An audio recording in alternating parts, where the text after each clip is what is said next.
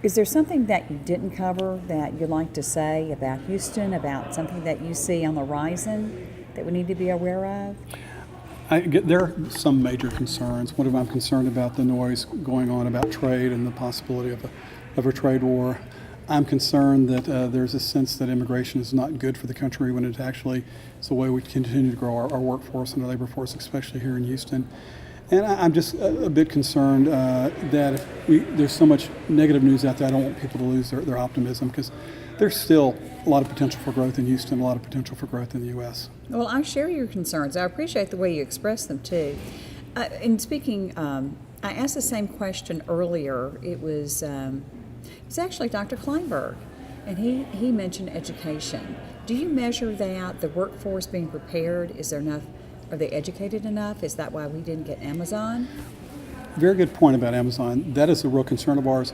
When we looked at what we presented to Amazon, and we actually had conversations with them afterwards on why Houston did not make the top 10, it did not have to do with transportation, although that was a concern. It really came to do with education. We do not have enough of a large enough of a digital workforce, of people who are graduating with digital skills, and people who are moving with digital skills, and the colleges.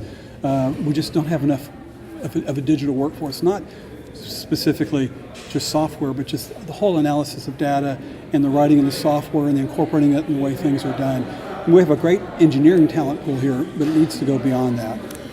Are we seen more as a blue-collar city? In the 80s, we were a blue-collar city. Not anymore. We're primarily a white-collar city.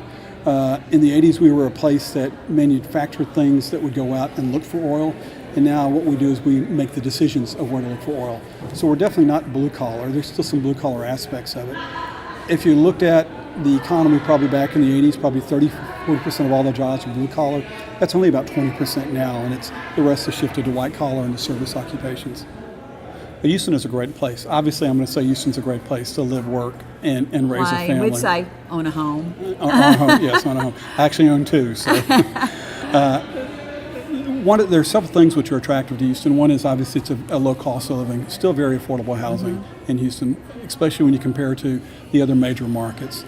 We have pretty much nice climate year-round. They're still getting, as you and I are speaking and looking out at the wonderful blue sky today, there's snow falling on the ground in the northeast. We have the nice weather. We're very, I guess if you want to say that probably the best quality is we're a very welcoming place. Still a little bit of southern hospitality. Almost everybody who's here seems like they've come here from somewhere else.